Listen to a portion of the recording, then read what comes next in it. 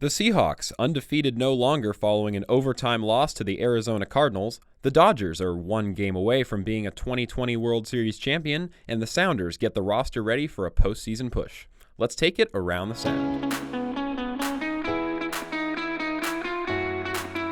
Hello, everyone, and welcome back to Around the Sound. It's episode 13 today. Unlucky number 13, but we have a pretty good episode. We've got plenty of stuff to talk about. The Seattle Seahawks are no longer undefeated. The 5-0 Seattle Seahawks are a vision of the past. After following the overtime Week 7 loss against the Arizona Cardinals, the Seahawks dropped to 5-1, as well as the Cardinals improving to 5-2. The NFC West division race is still very much alive. But before we get into that game and its implications, make sure everybody is following me on Twitter at the Peyton Thomas and follow the podcast on Instagram at Around the Sound Seattle. Don't miss a beat. Keep up with everything Around the Sound. Don't miss an episode. We have a new episode of Around the Sound every Wednesday and Saturday.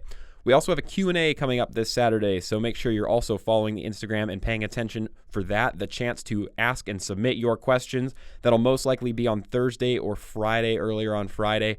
And so make sure you are paying attention to that and get your questions in so we can get them answered on the show on Saturday. As always, you can watch every episode of Around the Sound on YouTube at PTOM Media. That's PTHOM space media. Or you can listen to Around the Sound wherever you get your podcasts. All right, let's hop into the Seahawks-Cardinals, which in all reality was a great game. It was a great game back and forth with two pretty good teams. Now, that's not to say the game was without mistakes on both sides. I think the game definitely could have been played better on both sides. The Seahawks certainly made more mistakes, in my opinion, than the Cardinals did, but the Cardinals escaped with an overtime victory, 37-35. Seahawks' first loss, like I mentioned at the start of the episode, the Seahawks dropped to 5-1, only a half game above both the Arizona Cardinals, who improved to 5-2, as well as the LA Rams, who improved to 5-2 against the Bears on Monday Night Football. But this game, it really took a lot to beat the Seahawks. It really took a lot to end that undefeated streak. It included three really uncharacteristic bad interceptions from Russell Wilson. It took one or two penalties that were at the most questionable, and still DK Metcalf scored in overtime, and that was called back by a holding penalty, which in reality was a good call. David Moore absolutely earned every bit of that holding call, but those three picks ended up being the most costly in the Seahawks ultimately coming to their undefeated ends. I don't think if Russell Wilson throws, especially that third interception, I don't think the Seahawks lose that game, but it certainly says that it means a lot for a quarterback that doesn't normally throw more than one interception a game and usually throws 0 interceptions per game, but it takes a lot, and it really shows that it takes a stroke of luck and a few individual mistakes to beat this Seahawks team. I don't think most teams are going to be able to steal 3 interceptions in a game against Russell Wilson. It just doesn't seem like it's going to happen that often. Let's talk about the third interception first, and easily the most costly of the three. The Seahawks get 2 overtime possessions. They won the coin toss. They punted the ball away to the Arizona Cardinals. Arizona drives down the field, misses a game-winning 41-yard field goal. They had the opportunity to win it right then and there. Zane Gonzalez, who had been pretty solid all night, he had made a 49-yarder and a 44, I believe, and this was a 41. He shanks the 41. The game's still tied. Game continues on. Seahawks get the ball. Seahawks beginning to drive. They are across midfield, 10 or 15 yards out of field goal range. It's 1st and 10, and Russell Wilson drops back. Now, the Arizona Cardinals, throughout overtime and throughout the second half, and we'll get to this, they had been sending really exotic blitzes at Russell Wilson to unnerve him, try to make him get the ball out quickly to places that he wasn't really expecting, and I wonder if that's what happened on this play. It was 1st and 10. Russell Wilson was looking for Tyler Lockett up the seam. I'm not sure if it was a missed throw, but it was really not a great throw at all. The rookie 8th pick in the draft, Isaiah Simmons, who is a linebacker but really isn't. He really doesn't have a position. He's probably closest to an inside linebacker mixed with a hybrid safety sort of guy, but really quick. He has a high ceiling. A lot of people think he's going to be able to be a great defensive force in the NFL in years to come. But Isaiah Simmons, the rookie who doesn't play all that much, drops back, snags the ball, which really wasn't anywhere that close to Tyler Lockett. I think the only reason that Tyler Lockett was listed as the intended receivers because Russell Wilson had said after the game about that interception that he was looking for Tyler Lockett on the play. That overtime kick, the Cardinals were able to march down the field on the Seahawks defense yet again, which was a narrative that really continued throughout the whole game. The Seahawks defense not being able to get a stop or get off the field. Zane Gonzalez gets another chance at a game-winning field goal and tucks this one through the uprights to win it for Arizona 37-34. But really disappointing for the Seahawks to not only win the overtime toss, which gives you a massive advantage because the NFL's playoff rules are extremely stupid, especially in a game with two high-powered offenses. You would think that in the game that finished 34-34, two high-powered offenses, Russell Wilson and Kyler Murray, who really hadn't been stopped too much up until that point, you'd think that whoever won the toss would be able to win the game, at least get a field goal out of the drive, but the Seahawks offense stalls and punts it away on their first overtime drive, and throwing the interception really sealed it when the Seahawks got a second chance, which they ultimately didn't really deserve. Zane Gonzalez probably should have put away that first 41-yard field goal, wasn't able to do it, did let the Seahawks have a way back into the game, but unfortunately that Russell Wilson interception ended all of those dreams. But the Seahawks offense, it was really a tale of two halves in this game. They had scored 27 points in the first half. I think they'd scored on almost every single drive except for that drive where they were on the goal line and Russell Wilson threw it to Budda Baker on the goal line. Almost was a pick six. We'll get back to that play later, but other than that one drive where Russell Wilson threw that pick on the goal line, the Seahawks offense was really high-powered in the first half. What we had been used to seeing from the Seahawks offense and from Russell Wilson up to week 7 in the first 6 weeks of the season, or the first 5 weeks, I should say, since the Seahawks were coming off the week 6 bye. But in the second half, we had seen a version of the Seahawks offense that we'd really never seen before. And a few things factored into this. The Seahawks only scoring 7 points in the second half really struggled. Chris Carson gets injured, and so that takes away part of your power running, inside running game. Travis Homer also gets injured, and I think Travis Homer, while he doesn't play that many snaps, I think when Arizona shifted their defensive scheme, which I'll talk about in a minute, Travis Homer becomes more of a significant part of that offense. Now, once you get into the second half of that game, the Arizona Cardinals and the defensive coordinator, I think it was Vance Joseph, but I could be wrong about that. The Arizona Cardinals defensive coordinator and the Arizona Cardinals defense decides, look, we're not stopping these guys. We're trying to sit back and look at Russell Wilson and react to how he's playing. And yeah, Budda Baker did get that one interception and they did stop them, but the Seahawks still racked up 27 points in the first half against us. And if you're the Arizona Cardinals defense, you go into that second half thinking something's got to change. We're willing to try anything. We're willing to take a risk. And this is a defense that's missing Chandler Jones. They lost another pass rusher in the first half, so it's really an unorthodox squad out there. Guys that the Seahawks really haven't had a chance to see that much of. You also have rookies like Isaiah Simmons that the Seahawks have not had a chance to see yet. And so the Cardinals decide that they're going to put 7 or 8 guys, usually it was 6 or 7, on the line of scrimmage. 6 or 7 guys looking straight at that offensive line within a yard, right on the line of scrimmage. And when the ball snapped, 4 or 5 of them are going to blitz, but you don't know which 4 or 5 are going to blitz, which caused panic mode for the Seahawks offensive line. Genius defensive scheming from the Arizona Cardinals really caught the Seahawks offensive line off guard. It's not a type of scheme that the Seahawks had been used to seeing. The Seahawks offense had been used to seeing, especially the offensive line. They have not seen it at all this year. The Arizona Cardinals putting all of their front 7 essentially on the line of scrimmage at the beginning of what seemed like every play. It wasn't every play, but it seemed like every play in the second half. There were several moments where one of those edge rushers, the edge of the 7, which was usually a linebacker, would blitz, and the Seahawks offensive line had no idea which 4 or 5 guys from that line were blitzing, and those linebackers had free shots at Russell Wilson, and Russell Wilson did get the ball out a few times, but he was certainly pressured on a lot of his dropbacks. He was certainly hurried, which is something you couldn't really say about Kyler Murray in this game, and it's essentially what let the Cardinals back into this game. The Arizona Cardinals were down 27-17 at one point, battled back and forced the overtime at 34-34, but the Seahawks offense really laid down and died in the second half. We saw Russell Wilson throw another pick in the second half on a miscommunication with DK Metcalf, threw it straight into Patrick Peterson's arms. It was sort of an awkward play, but a somewhat excusable interception if you listen to what Russell Wilson had to say in his post-game press conference, what he had to say at the end of the game about that interception. He said that DK Metcalf and him a lot of times are improvising. They're trying to make something happen. They're trying to make something deep. And Patrick Peterson, a veteran cornerback, he's been doing it for several years, and he's been playing at a very high level for several years, sort of sniffed it out. DK Metcalf stopped running, which in effect made it an easy interception for Patrick Peterson in the end zone. So on a drive that the Seahawks were practically guaranteed at least 3 points had they been able to hold on to the football. But this is sort of the problem with let Russ cook. Chris Carson goes out and you sort of abandon the run game. There was a few runs to Carlos Hyde that you leaned on Carlos Hyde sort of heavily in overtime, but when you lose Chris Carson, you lose the ability to run the ball effectively. Defenses can put all of their linebackers on the line of scrimmage, and they're willing to take more risks because if Russell Wilson's going to throw it every time, you don't have to worry about those linebackers, that second tier of your defense. If you talk about the defensive line being your first tier, the linebackers being the second tier, and the secondary being sort of the third tier, when you're talking about running the football between the tackles, you fight that first tier first. You can get up to the second tier, that's the linebackers. And if you get all the way up to the third tier, you're usually going to get a first down, or you can make something break big.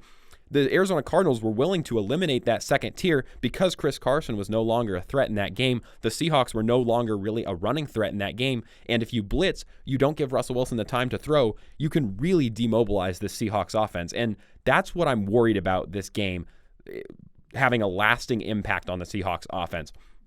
Since it's such a unique scheme, and since it's something that the Seahawks offense and the offensive line had not seen before, I wonder if putting 7 guys at the line is going to be the blueprint, the defensive blueprint going forward for teams playing against the Seahawks on how you beat Russell Wilson. How you beat Russell Wilson is you get around the offensive line in less than 2 seconds and you kill the guy back there sitting in the pocket before the play even has time to develop. Now, it's really difficult to run that scheme if you have a guy like Chris Carson in the backfield because you can run a draw play where Russell Wilson takes the snap, makes it look like a pass. Chris Carson looks like he's blocking, and then a second later, he hands the ball off to Chris Carson, and suddenly he's on to the third tier.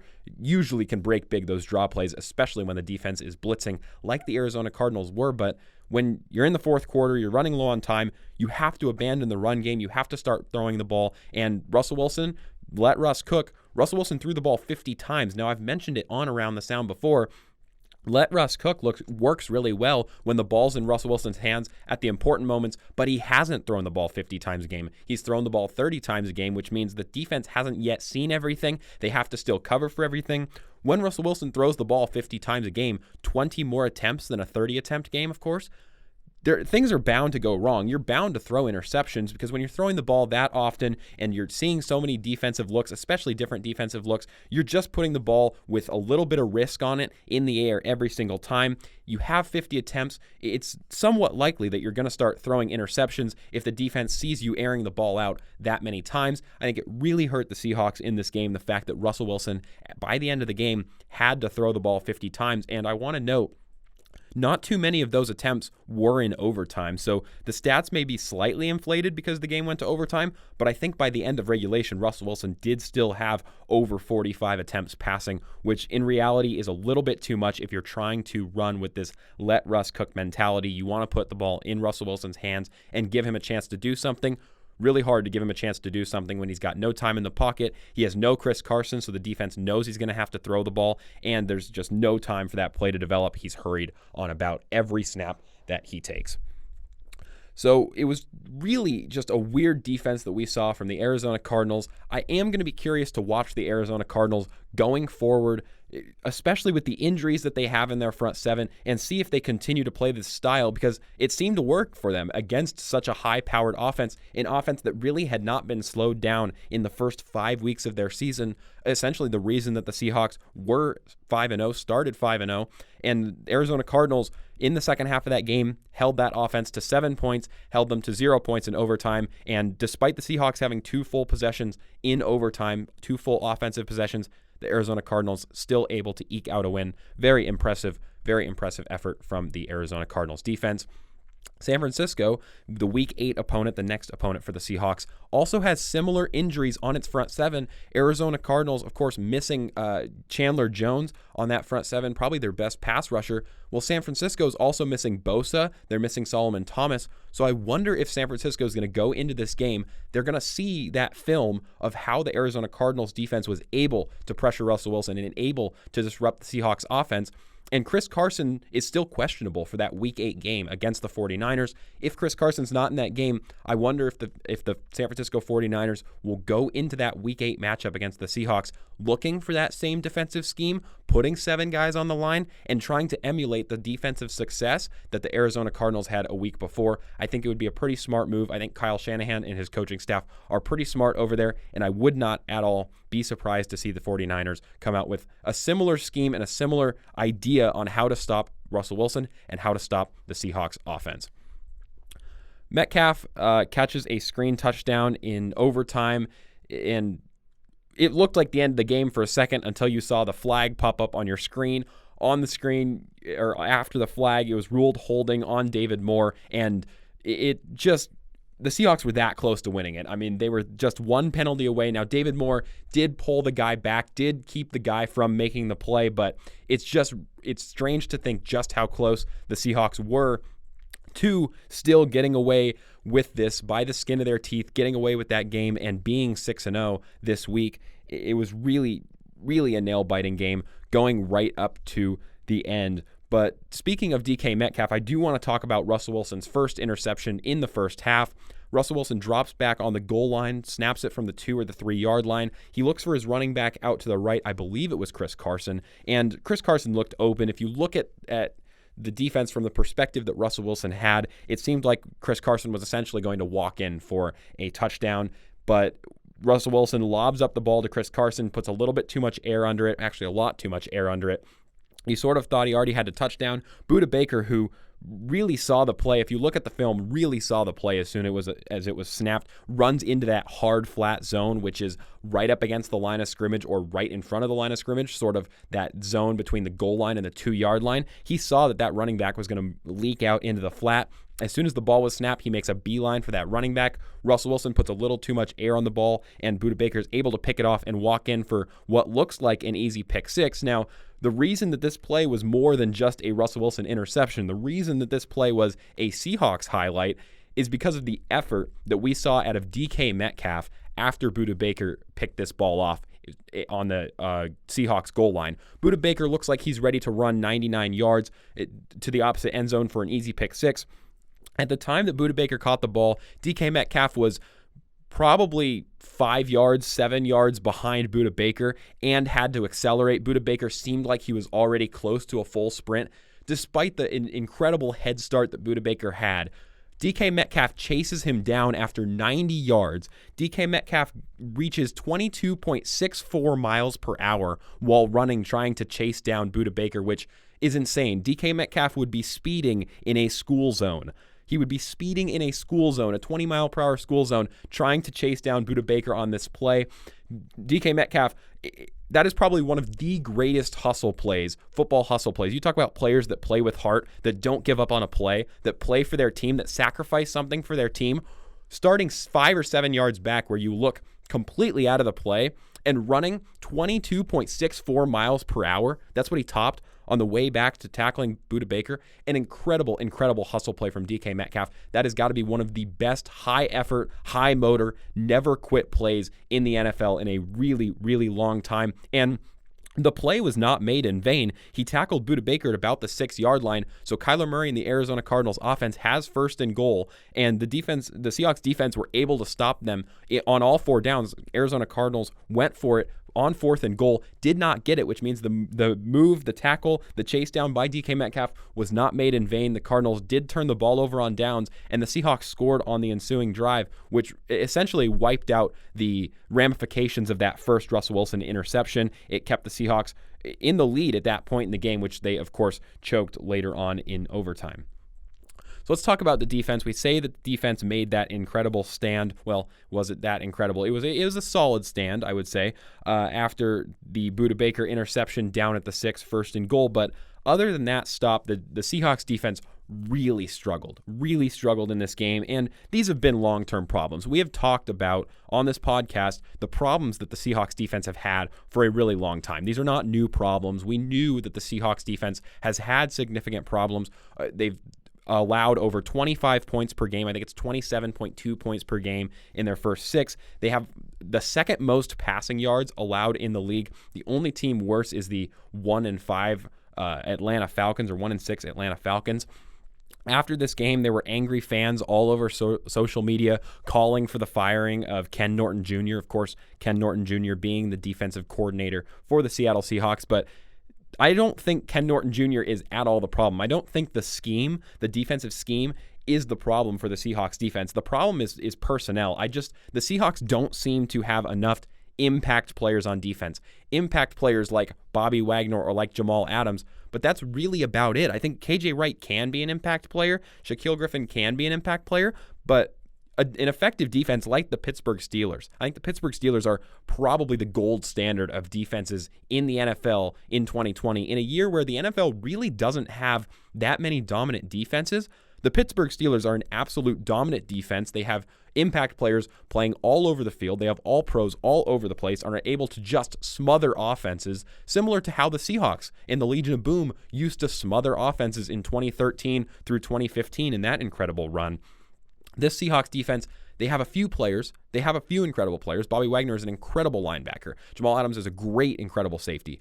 But I think that they're missing one or two more of those impact players. It's a personnel problem, and the trade deadline's coming up. With COVID, with the restrictions, the trade deadline's usually week 9, but you're going to have to make that trade in week 8 most likely, so those players are able to go through that medical, go through that little quarantine process. I think the NFL has a process of about 6 days. I think that players will have to quarantine for about 6 days, monitor their symptoms before they're able to assimilate and join the regular roster on their new team.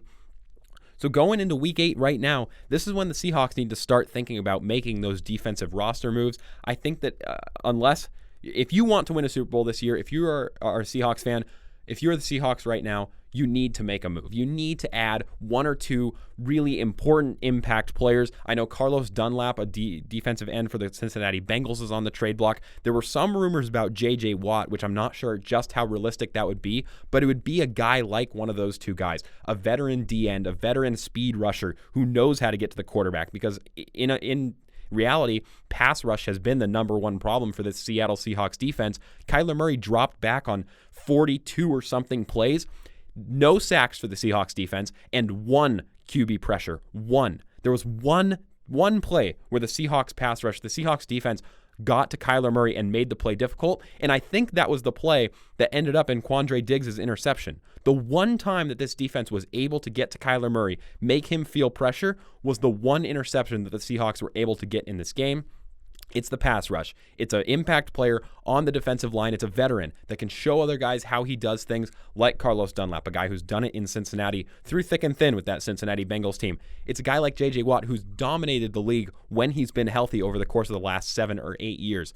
If the Seahawks are willing to trade away a first or a second round pick, it doesn't even have to be a high round pick. There's some guys like Everson Griffin who went on a conditional 6th round pick, and Everson Griffin was an all-pro 2 years ago. Everson Griffin, yet another impact defensive end. There's plenty of those guys on the market. The Seahawks have to be willing to sacrifice a little bit of future talent in those draft picks for success now, for success this season, because ultimately I think it's one or two of those impact defensive players that is making all the difference in the success of the present season for the Seattle Seahawks. The Seahawks can be not just a Super Bowl contender, but a Super Bowl favorite if they're able to pick up one of those guys and sort of revive this defensive pass rush, because the secondary is not the problem. Despite giving up all of those passing yards in the first 6 games, it's not been the secondary. The Seahawks secondary has been fine. When the Seahawks secondary is forced to play 42 Kyler Murray dropbacks and none are pressured except for one, the Seahawks secondary is hung out to dry. I've talked about it before on the podcast. Complementary football. The defensive line, the pass rush, getting to the quarterback to help the secondary out. The secondary covering for those first 3 seconds to help the pass rush get there. Pass rush doesn't get there. There's 5 or 6 seconds. Look, the Arizona Cardinals have DeAndre Hopkins. They have Larry Fitzgerald. They have Andy Isabella, Kenyon Drake. They have Edmonds at running back, that backup running back as well.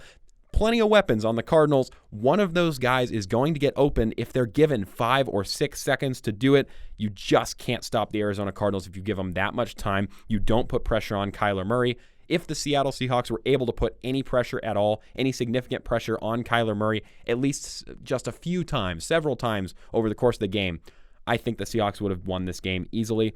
Weren't able to do it. Kyler Murray, I know he had all the time in the world for this game, but I still think he looked really good and had a great game, and certainly led the Cardinals down the field in really important game time situations. Kyler Murray is a guy who looked up to Russell Wilson before he was drafted into the NFL. Now that he's in the NFL, he's playing on Sunday Night Football with a pretty good team. I mean, the Arizona Cardinals now 5-2, absolutely no joke as like they were just a year ago. Arizona Cardinals, good team. Kyler Murray, a good player, matching up against Russell Wilson under the lights, a big game, and he certainly showed up. Kyler Murray had a pretty good game. So let's talk about the Russell MVP race, the MVP talk surrounding Russell Wilson after what was really a rough game for Russell Wilson. I mean, it was 3 interceptions that, while I don't want to say they were forced, they weren't classic interceptions where Greg Olsen, it goes off his hands and it's tipped into the defender. No, all 3 of these interceptions are probably on Russell Wilson. They're decisions that I would not normally expect Russell Wilson to make. They're interceptions I would not expect Russell Wilson to throw. They're decisions that make him look human. They were mistakes. They were mistakes that made Russell Wilson look like a normal human being, like he could be any one of us. And there have been several times during this year where Russell Wilson has not looked like a human being. He has looked like a superhero, essentially, back there in the pocket, able to fire any pass into any tight hole, like that last Tyler Lockett touchdown, which was absolutely incredible. An incredible throw and an incredible catch on a 4th-and-2 play. But Russell Wilson on those 3 interceptions, and besides those, he didn't really have a bad game. I didn't think there were very many other throws. Unfortunately, the few mistakes that Russell Wilson did make in this game, all of them cost him. And the Arizona Cardinals were able to capitalize all 3 times that Russell Wilson threw a bad ball. And, I mean, Russell Wilson was plenty tough on himself after the game. He basically said in the post-game conference that he had taken all the responsibility for that loss, that he can't throw those interceptions. And as harsh as that sounds, as harsh as he's being on himself, if you want to be an MVP caliber player, you want to be in that race, you want to be one of those names that come up every time somebody says, who do you think is going to be the MVP this year? Russell Wilson has to be that hard on himself if he wants to hold himself to that high of a standard. It's just the best thing he can do is pick himself back up next week with a big game against the San Francisco 49ers. In MVP seasons, when Patrick Mahomes won MVP, when Lamar Jackson won MVP last year, the MVP winner usually has 1 or 2 rougher games over the course of the year. That's just the case when you play a 16-game NFL season. You're going to have some rough moments. Russell Wilson has got to find he's got to find it in himself that he's got what it takes to come back from this rough moment. I think he has what it takes. I think he's a talented enough guy, and he's got a cool enough head and has what it takes to come back from this, but it's really going to have to take a strong effort from not just him, but the players around him on the Seahawks offense to make sure that he puts up big numbers next week against the 49ers. All right, let's talk a little bit about the Seahawks in their nail biters, right? We talked about earlier in the year how the Seahawks won on the last play of the game against the New England Patriots. They won on the second to last play against the Dallas Cowboys. They won on probably the 3rd last play against the Minnesota Vikings. And in reality, all of those were complete nail biters that gave Seahawks fans and fans of the opposing teams a heart attack. And it had been the narrative going into Sunday Night Football that every time the Seahawks were on Sunday Night Football, it was always a nail biter. It was always a crazy game with a crazy ending. And this team, the Seahawks team, was always going to play right on the edge, and they were always going to come out on top. Well, you run that tightrope, you play right on the edge for that long, you're going to eventually cough up some losses late in the 4th quarter, or in this case, overtime. You can't play right on the edge for that long. I don't know why Pete Carroll loves it, but he seems to just love playing right on the edge every single game. If you're a Seahawks fan, I think you would be hoping for just blowout wins that would be comfortable. You get to sit back, you get to have a couple beers, you get to start drinking in the 3rd quarter and not worry about the result for your team this week. But Pete Carroll seems to love to leave it right up to the last moment in the 4th quarter to win those games. And if you get 2 possessions in overtime and you throw an interception on the second one, it's really hard to come back from that. You're most likely going to lose that game. We saw the Seahawks eventually punished for playing right on the edge. This is the first time it's cost them this year, and it most likely won't be the last time. This most likely won't be the last loss that the Seahawks take in the 2020 season, but you got to pick yourself back up. Seahawks, if they're going to keep continuing to play on the edge, eventually it's going to come back to bite you. If you're a Seahawks fan, I think you prefer those victories like the rare victories like the ones in week 1 against the Atlanta Falcons, where 2 possessions going into the last 2 minutes in the fourth quarter, and you kind of knew what was going to happen. You knew that the Seahawks were going to be able to confidently close out that game. Rest of the games this year, pretty much all of them, I think all of them have been 1 possession, and all of them have been pretty close, pretty tight games. But, I mean, Seahawks get to decide whether you want to keep walking this tightrope or not, because you keep walking this tightrope, you keep trying to win these nail biters, it's going to, every once in a while, it's going to come back up. Kyler Murray's going to make a good play, or Gonzalez is going to make that first field goal. I mean, he made the second one, but it's going to cost you at some point. Let's talk a little bit about what happened around the rest of the NFC West. The 49ers bullied the Patriots. That was probably the worst Patriots performance that I have seen in at least the last decade, if not the last 15 years.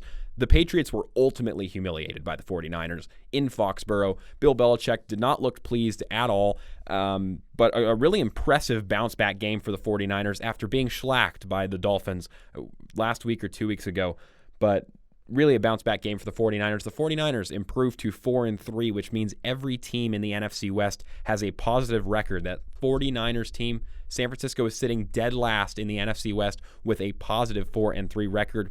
Just is testament to how strong the NFC West is this year. It's really too bad that the NFC East cannot give up their playoff spot to the 4th placed NFC West team, because by the end of the year, I would not be surprised at all if all 4 NFC West teams have better records than all 4 NFC East teams. Nobody in the NFC East seems to want to take that division at all. I think it's the 2-5 Cowboys that are leading the division right now. It's really, really bad over there. But we saw the LA Rams take a Monday Night Football victory over the Chicago Bears. The Rams improved to 5-2. I think I mentioned that at the beginning of the episode, but it was really the first Rams win this year. I mean, the Rams started off the year by playing all 4 NFC East teams, those 4 terrible teams that I just mentioned a minute ago. So the Rams get 4 given wins, essentially, against the NFC East opponents, and now they're going to be going into the harder part of their schedule. They lose against the Bills, a good Bills team who's struggled a little bit recently, but they did beat the Jets this week. So the Rams lose to the Bills, take their first loss. They're 4-1. Then the Rams pick up a big victory here on Monday Night Football. The Bears there were a lot of questions going into this game between the Bears and the Rams, 2 teams that had pretty good records, 2 teams that had come in, I think they're both 4-2, or they were before this game. And the questions were, do either of these teams really have impressive wins? And the Rams came out and really looked solid, looked like a pretty good team, and showed that between the 2 of them, the Bears are more likely to be the imposters with a positive record compared to the Rams, who now improved to 5-2. And because the Seahawks lost that game, because the Seahawks record is now 5-1, and those other teams, the Cardinals and the Rams, are 5-2, it's going to be a dogfight for the NFC West. I don't see any team really running away with the NFC West between now and Week 17. It's going to be interesting as we go into more of these divisional matchups. Of course, the Seahawks have the 49ers, the Rams, and the Cardinals again, all within the next 4 weeks. It'll be really fun to watch all of these divisional matchups, as the NFC West is just a dogfight this year. All 4 teams are really talented, really impressive. Of course, they all 4 have positive records right now. It'll be really fun to watch all of those division NFC West games. Let's talk about a little bit about the World Series. It's 3-2 in favor of the Dodgers at the time of recording. However, there is a game on Tuesday night, so by the time this episode is uploaded, the Dodgers could have already clinched the 2020 World Series. Now, I think they will. I said from the beginning, I've said Dodgers in 6, but the Dodgers, I mean, they're an impressive team. That Game 4 that the Rays wound up winning somehow.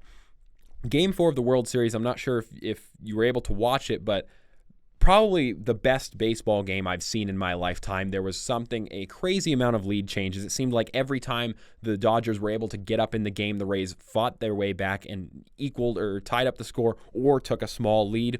Heading into the 9th inning, the Rays down a run. They were down to their last out. I'm not sure who got the crucial game-winning hit for the Rays, but it was dinked in the center field, and it looked like the Rays were going to get the tying run. However, 2 errors on the play by the Dodgers. In center field, I think it was Cody Bellinger muffs it, and tries to throw home, and then the catcher for the Dodgers also misses the play at home, which allows Randy Arozarena to come around in the walk-off hit and win it for the Rays in the bottom of the ninth. A crazy, crazy Game 4 finish to the World Series, which ultimately gave the Rays a chance, because if the Rays had gone down 3-1 there, it would have been really hard to see the Rays coming all the way back, winning Game 5, 6, and 7 to take the World Series.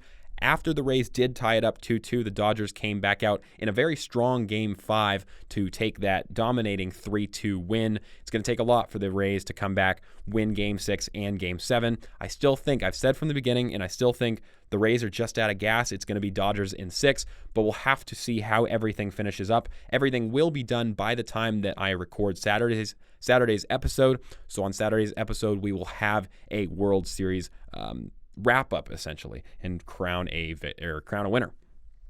Let's talk a little bit about the Sounders. Just a special mention, set to play the Whitecaps tonight at the time of recording this, Tuesday night. So by the time that this episode is up, that game will be finished. But just 3 regular season games left for the Sounders following that Tuesday night game against the Whitecaps. Raul Ruidiaz, Gustav Svensson, and Javier Arriaga will all be back from international break.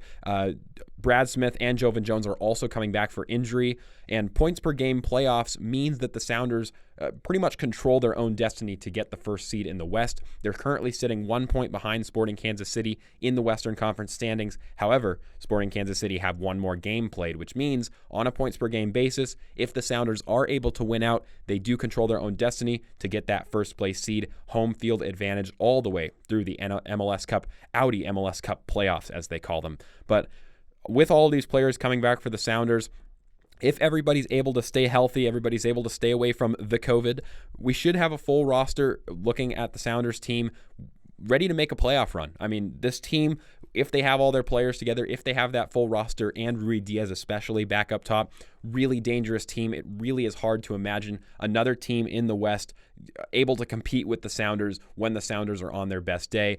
If the Sounders find some good form, get everybody back for the playoffs, it could be yet another MLS Cup run for the Seattle Sounders. All right, I think that's all we had to cover today. We got through quite a bit, but we'll have plenty to talk about on Saturday.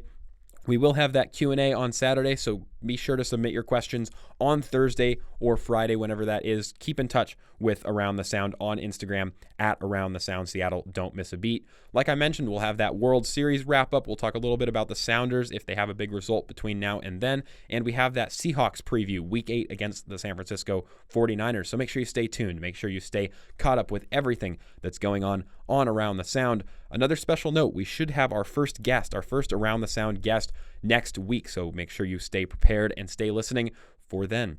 Until then, stay safe, and thanks for listening.